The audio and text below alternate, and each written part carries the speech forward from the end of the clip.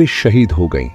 यह इस राह की पहली शहादतों में से एक थी। कुछ देर बाद हजरत हमजा, हजरत अब्बास और नबी के प्यारे बेटे जैद वहां पहुंचे।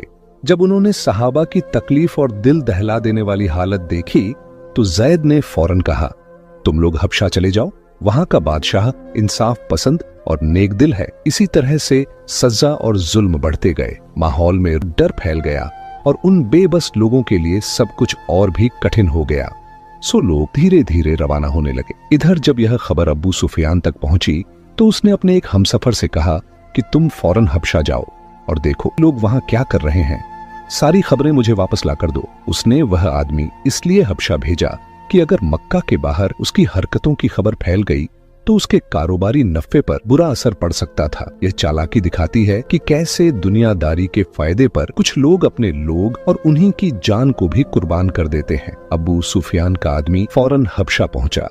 जब वे सब हबशा के बादशाह के दरबार में दाखिल हुए तो वहां मौजूद लोग आदाब के साथ सिर झुकाते रहे, मगर मक्का से आए हुए इन सहाबा ने शान और शौकत में सिर नहीं झुकाया। बादशाह ने अचानक पूछा, तुमने मेरे एहतिराम में सर क्यों नहीं झुकाया? सहाबा ने बड़े तहमुल से जवाब दिया, हम अल्लाह के सिवा किसी के आगे सिर नहीं झुकाते।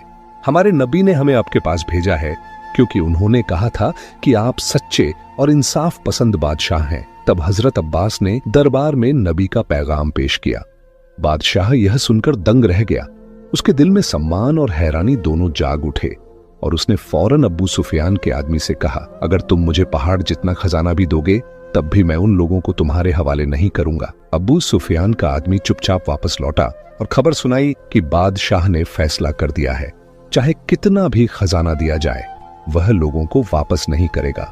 यह सुनकर अबू सुफियान बेहद मायूस हुआ और गुस्से में हुक्म दिया कि मक्का से मोहम्मद के तमाम पैरोकारों को निकालकर उन पर सख्त जुल्म किए जाए ताकि वे मजबूर होकर इस्लाम छोड़ दें। चूंकि कोई रास्ता नजर नहीं आ रहा था, अगले दिन से मोहम्मद के तमाम साथियों को जबरदस्ती पकड़कर लाया जाने लगा और उन पर फिर से बेहिसाब तशद्दुद किया गया। अबू सुफियान ने ऐलान कर दिया कि मक्का में कोई भी उनकी मदद न करे, जो कोई मदद करेगा उसे कड़ी सजा दी जाएगी। इस फैसले ने समाज में एक बेरहमी फैला दी। सहारा छीन लिया गया, सहारे को भी जुर्म माना गया, रास्ता बंद हो गया। किसी को सहारा नहीं दिखा तो हजरत मोहम्मद सल्लल्लाहु अलैहि वसल्लम अपने करीबियों के साथ मक्का के खुले सहरा वाले मैदानों की ओर निकल पड़े। वहां उन्हें 3 साल गुजारने पड़े। इन 3 बरसों में उन्हें भूख, प्यास, शदीद जुल्म और रोजमर्रा के तशद्दुद सहने पड़े। रातें ठंडी और खाली, दिन मेहनत और तंग, हर पल इम्तिहान बन गया था। इसी कड़ी में हजरत मोहम्मद